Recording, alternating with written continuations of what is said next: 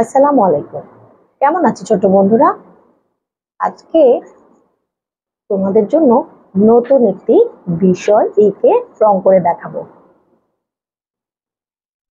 আমরা যারা কার্ড বানাতে পছন্দ করি বা কোনো বন্ধুদেরকে কার্ড বানিয়ে দেই জন্মদিন উপলক্ষে, তাহলে কেমন হয় বলো তো বন্ধুরা?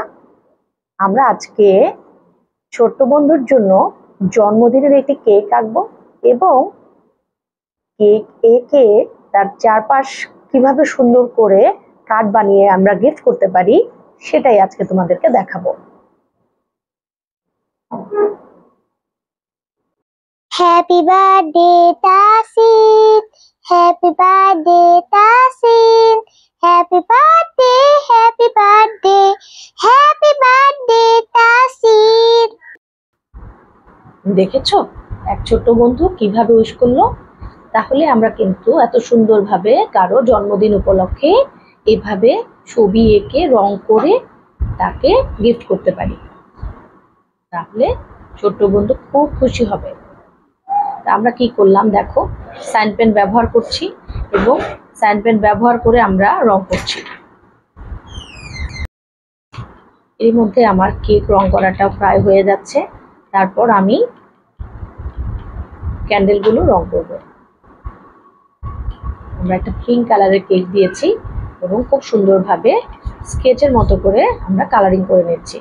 তারপর আমরা যে মোমবাতিগুলো আছে সেগুলো সুন্দর বিভিন্ন কালারে রং করে নিচ্ছি। এটা ডেকোরেশন হচ্ছে, তাহলে কার্ডটি দেখতে আরো সুন্দর দেখাবে। এরপর যে পাশে গিফট বক্সগুলো রয়েছে সেই গিফট বক্সগুলো আমরা ধীরে ধীরে মনের মতো রং দিয়ে রং করে নেব, যাতে করে কার্ডটি দেখতে অনেক সুন্দর এবং আকর্ষণীয় হয়।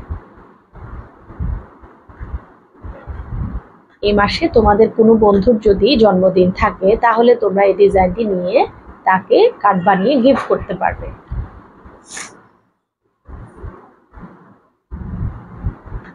আমার আঁকা প্রায় শেষ। এবার আমি বেলুনগুলো সুন্দর করে রং করে দিচ্ছি। একটা বেলুন হলুদ দিয়েছি আর একটা বেলুন পিঙ্ক কালার করছি। তোমরাও চাইলে বিভিন্ন রঙের বেলুন করতে পারবে। এরপর মোমবাতির আগুনগুলো রং করে দিব। তারপর যার বার্থডে সুন্দর করে হ্যাপি বার্থডে টু লিখে দিব।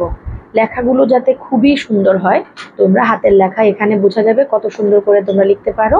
সেভাবে তোমরা কার্সিভ করে হাতের লেখাগুলো লিখে দিবে। তাহলে আমি লিখে দিলাম হ্যাপি বার্থডে টু তাসিন। দেখো কত সুন্দর একটি কার্ড হয়ে গেল। তোমরা এভাবে কার্ড তৈরি করে তোমাদের বন্ধুদেরকে উইশ করতে পারো। ধন্যবাদ সবাইকে।